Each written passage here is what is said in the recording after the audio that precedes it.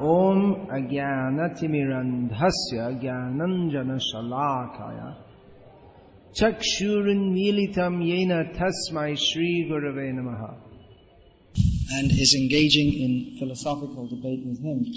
Vaishyas in general are not known to be very good philosophers. Nanda Maharaj is taking the role of a philosopher, of a Vaishya, although he's a pure devotee of Krishna. And one point about the Vrajvasis that's often made is that they were not great Vedantists, but they had a qualification even above that, in that they were great devotees of Krishna.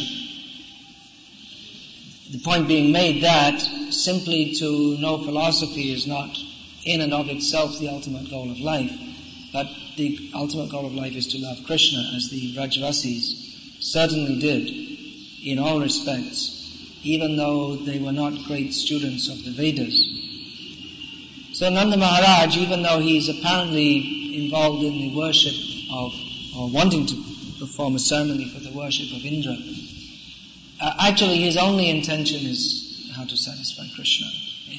Everything he does is fully centered on Krishna. If he's thinking how to satisfy Indra so the rains will fall, so the cows will be fed nicely, he's only thinking how ultimately Krishna will be fed very nicely with the milk.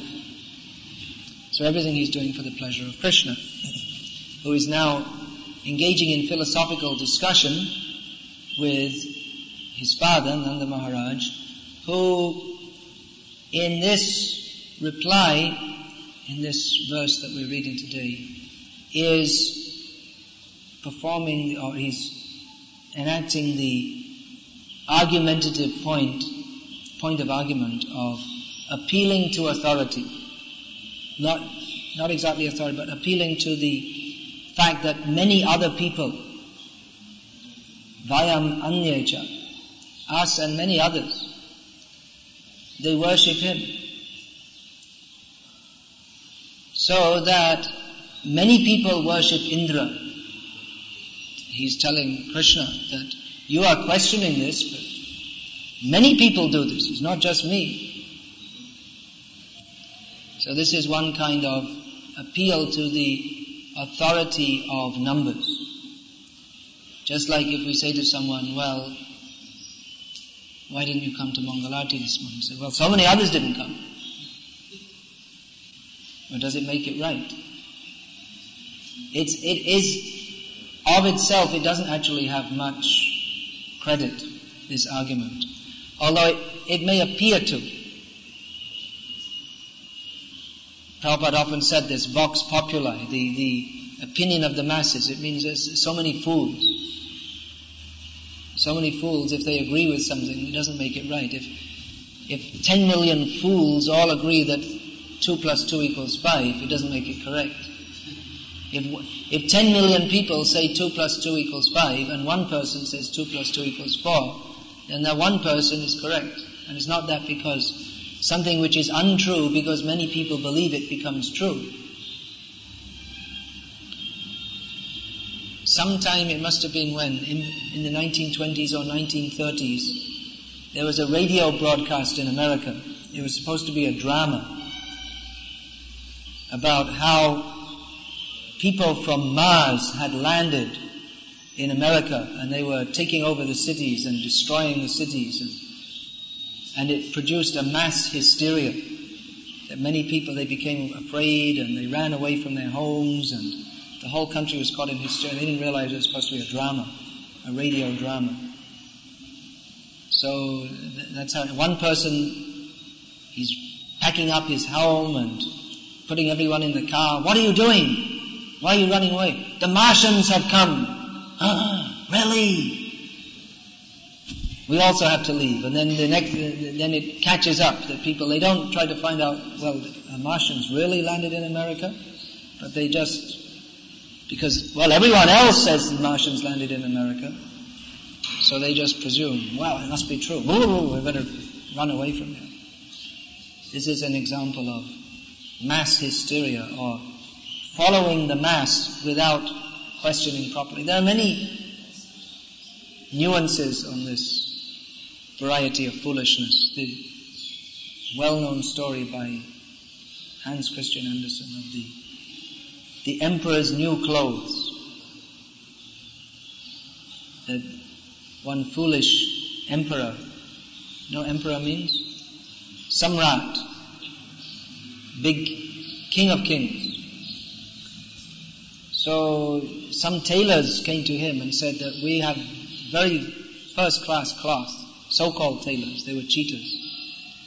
We have first-class cloth and we will make the best clothes for you. But this cloth has such a quality that only intelligent people can see it. So they showed it, you see what beautiful gold filigree. Filigree means jari. You see, very nice. Actually there's nothing there, but everyone is saying, oh, very nice, because they didn't want to show that actually I'm a fool, I can't see it. So they made the clothes and they were paid a lot of money, and then they said to the king, well, maybe you have such nice clothes, no one ever before had such nice, wonderful clothes. You should go in public and let all your subjects see your nice clothes. So they dressed him very nicely, put it on very nicely, and said, now you go for a parade in the city. So he went completely naked. And everyone was saying, oh, what wonderful clothes, because they heard that if you're a fool, you can't see. So they didn't want to say, I'm a fool and I can't see. So everyone was saying, oh, what a very nice clothes, very nice. Very superb. And the king was going naked. And eventually a child came and said, the king has got no clothes on. They said, it's just a foolish child. He said, no, he's got no clothes on. And they all, oh, actually, I don't see any clothes either. What about you? And then when everyone had agreed that they had no clothes on, then they all agreed like this. So this is the power of public opinion. We tend to be swayed by public opinion. We see this is a very powerful influence in people's lives. Even people come to Krishna consciousness and they philosophically, at least they're supposed to understand what is the fact. But they're very much influenced what others who are not Krishna conscious think. The tendency is there. We see many devotees, even though there's no reason not to, they don't like to shave their head, or they don't like to go in public with devotee clothes on because they think, what will people think of me? If people see me in a dhoti, what will I do? People will laugh at me. They're very concerned. They're more concerned what the public think than what about the Vaishnavas and Guru and Krishna thinks. The aim of Krishna consciousness is to satisfy Krishna. But we're more concerned to satisfy the public or others. Nanda Maharaj, he was also performing this ceremony. He thought, well, others are doing, I should also do. But he was different, because when Krishna told, you don't do, you do what I say, then he immediately, okay, never mind what other people think, never mind what Indra thinks, I will do what Krishna wants. That was the difference. But most people, they're not actually convinced that we have to follow Krishna, we have to follow Guru, Sadhu and Shastra. They'll follow a little bit as they feel, okay, I can do this much. But they're still very much concerned. What will others think? Good.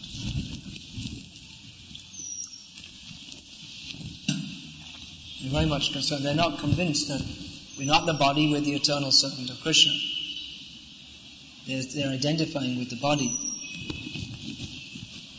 And they're identifying with the body means to identify with all the anitya upadhis, temporary designation that go with the body. I am MSc, I am Gujarati, I am from such and such a caste, all these different things. So this is an obstruction in Bhagavad Bhajan, in service of Krishna.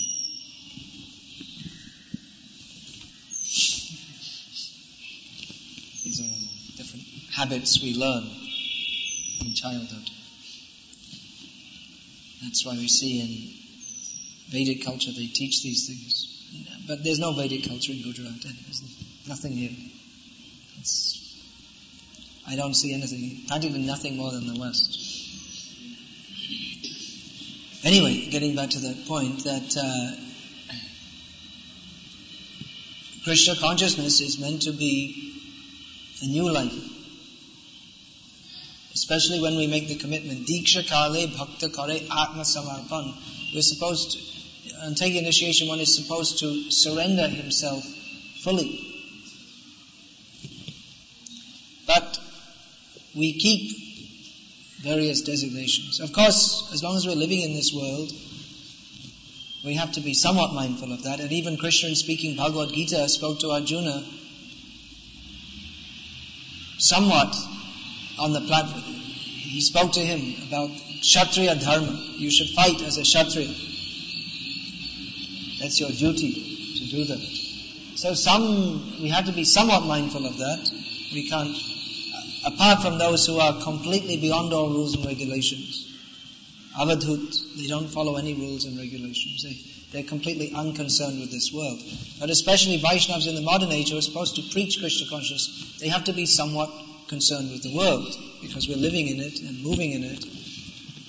But how much we're concerned with the world, that Jashodananda Prabhu yesterday was discussing how Chaitanya Mahaprabhu, he adhered to social rules, he generally adhered to the social rules and regulations, but he wasn't at all attached to them. He was ready to give them up at any time. You'll see that he took sannyas for the sake of attracting people to at least bow down before him.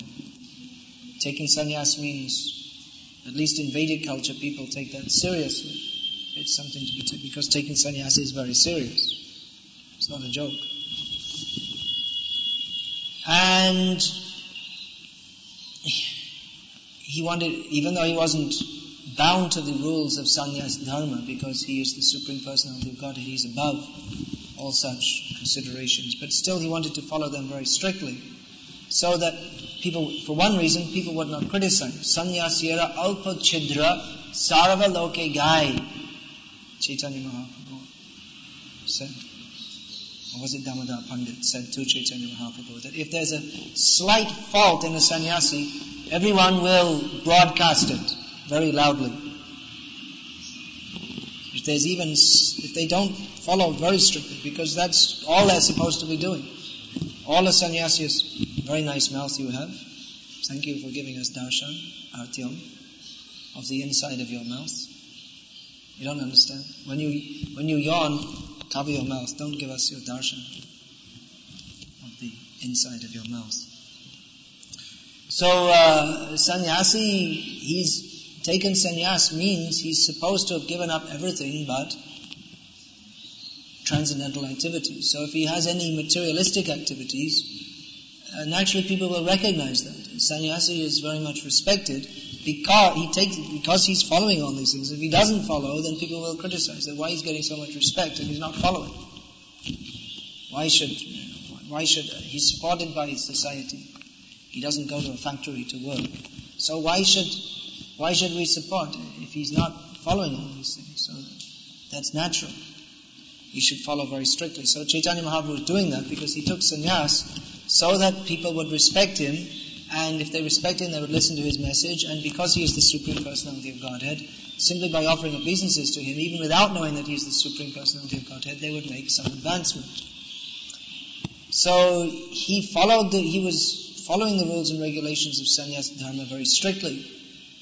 That his disciples wanted to offer him various comforts, but he didn't want to accept them because he was thinking people would criticize, and then that would be bad for them if they criticized. But on the other hand, he wasn't attached to such rules and regulations, because as a devotee, taking the role of a devotee is above all rules and regulations. The bhakti bhav, or the mood of devotion, that rules over, that supersedes all rules and regulations. So we see that Maharaj Prataparudra, he asked Sarvabhaum Bhattacharya that when all the followers of Chaitanya Mahaprabhu from Bengal arrived in Puri, what did they do? They went to see Chaitanya Mahaprabhu and immediately they took a big feast. So the king was surprised. It's very strange that when you arrive in a holy place, you're supposed to fast, shave your head, and when you come to Puri, you're supposed to take darshan of Jagannath. But first they went to see Chaitanya Mahaprabhu. They didn't see Jagannath. And Mahaprabhu fed them. He arranged for their prasad, and they all sat and took prasad. So he was surprised. What is this? So Sarvam Bhattacharya explained. At the same time, he saw they were so full of luster. They were so bright with spiritual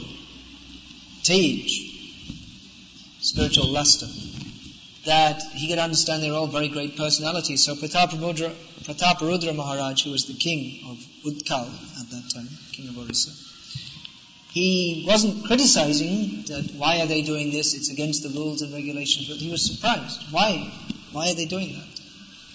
So Sarvam Bhattacharya explained that for those who are on the transcendental platform, the rules and regulations are supposed to bring one to the transcendental platform.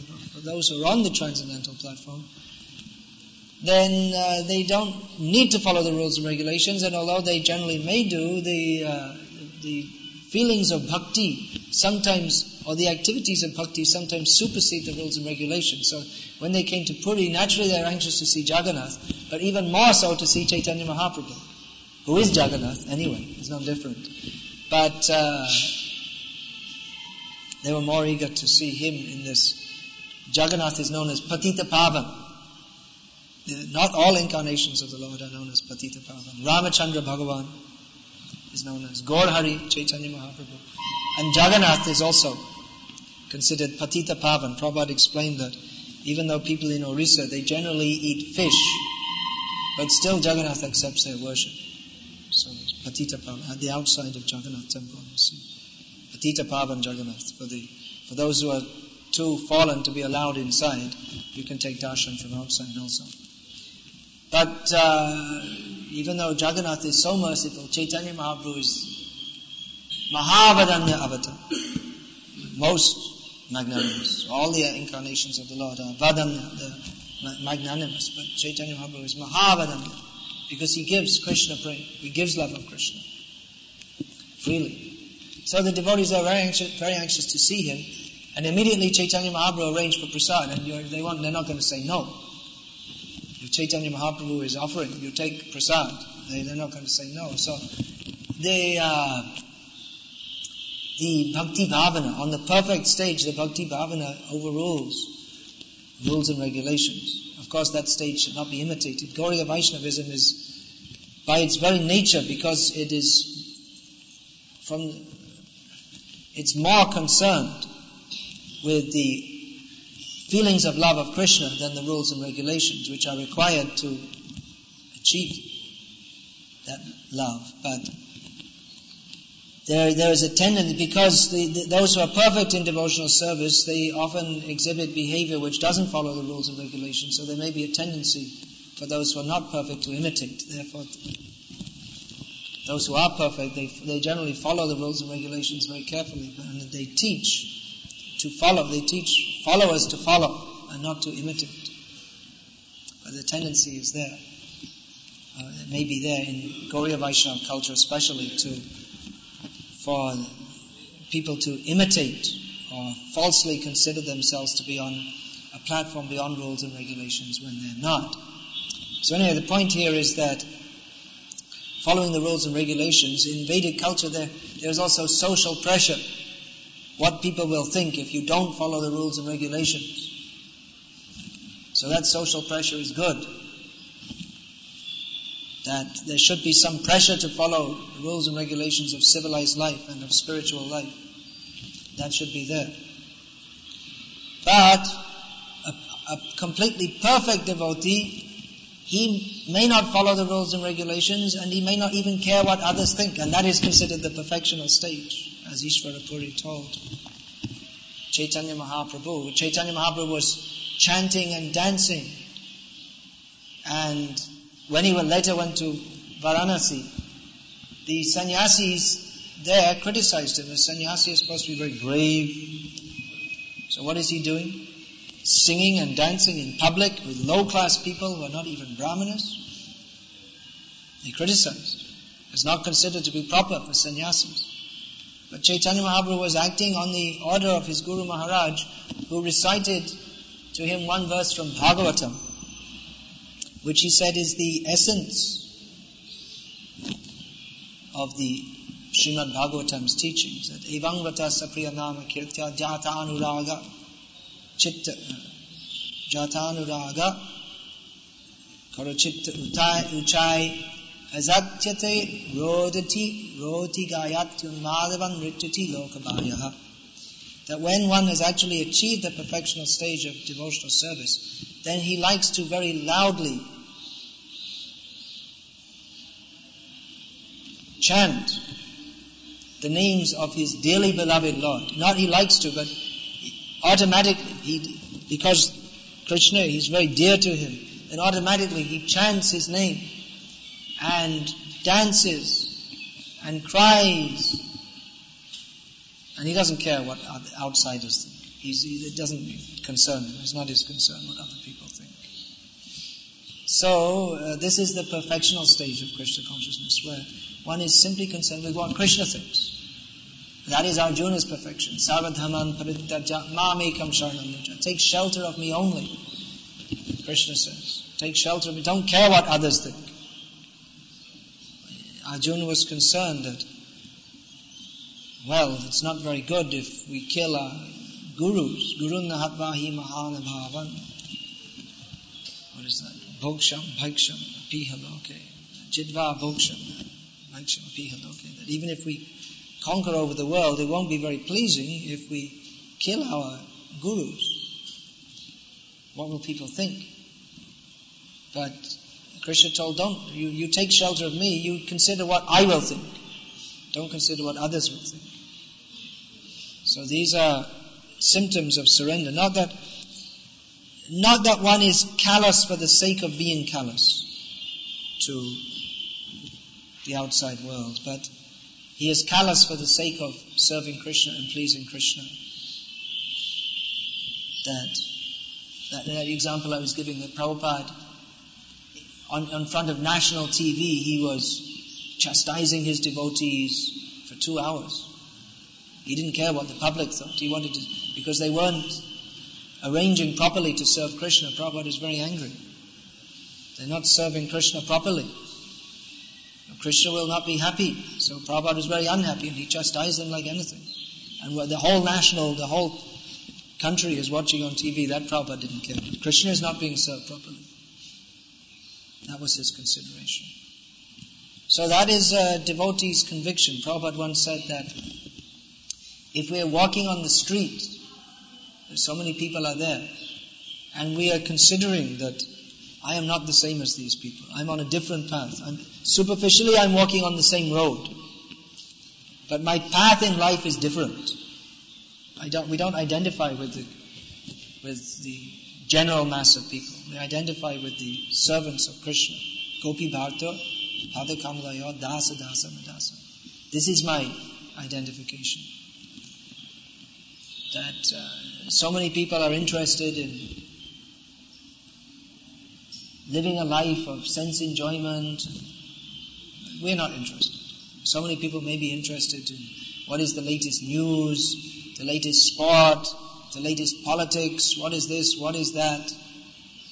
But a devotee is concerned to worship Krishna and Nanda Maharaj and Govardhan, all the devotees, all the residents of Vrindavan and all the Vaikuntha-vasis. This is our parichaya, our identification, that we are servants of Krishna. What is that story? What is that verse that? Vande Ham Nanda Vande Yasya Linge Parambrahma. Anyway, that verse is that some people, they worship the Vedas or the Puranas or the Mahabharata, but one devotee says, I worship Nanda Maharaj because in his courtyard the Supreme Absolute Truth is playing as a child. So here we're hearing every morning the pastimes of Krishna in Vrindavan, and if we think about this? Well, it's a conversation between a son and his father 5,000 years ago. So it doesn't seem very important. Even if there's a conversation between a 5-year-old boy and his father now, we're not very interested. It doesn't come in the front page of the newspaper. 5-year-old boy advises his father not to perform a religious ceremony. Front page news. It's not going to come on the front page. Instead we have on the front page,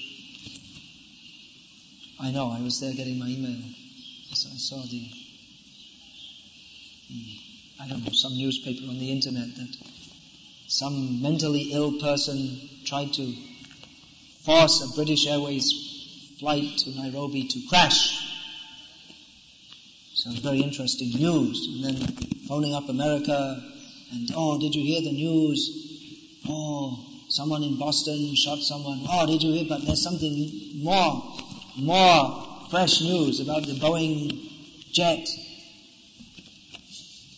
So, this is already described in the beginning of Bhagavatam by Shukdev Goswami to Parikshit Maharaj. Parikshit Maharaj as a king, as the emperor, must have had so many such discussions, political discussions, social discussions, while he was emperor. Now he was renounced.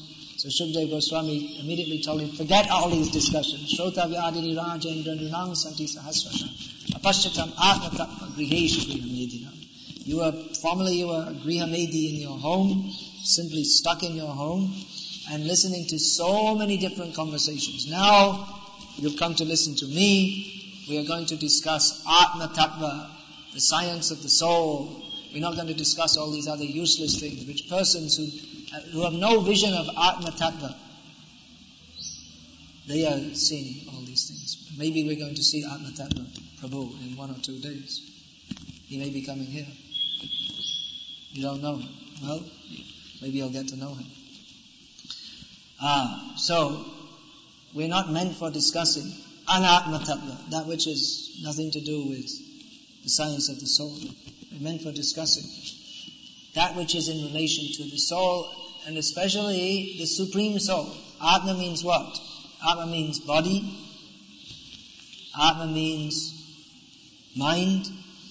Atma means soul, and Atma means also the Supreme Soul, the Supreme Personality of Godhead, Paramatma. So we're discussing Krishna, what he said to his father 5,000 years ago, which is far more important than what is going on in the world today, with the plane crash here, and a shooting there, and an election here, and a murder there, and I can write the news also.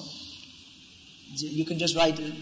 It's the same thing, more or less. You can just write. You can write the reports and just fill in the detail. How many people killed in the plane crash, and the location and destination. It's the same thing. Some election, some coup d'etat.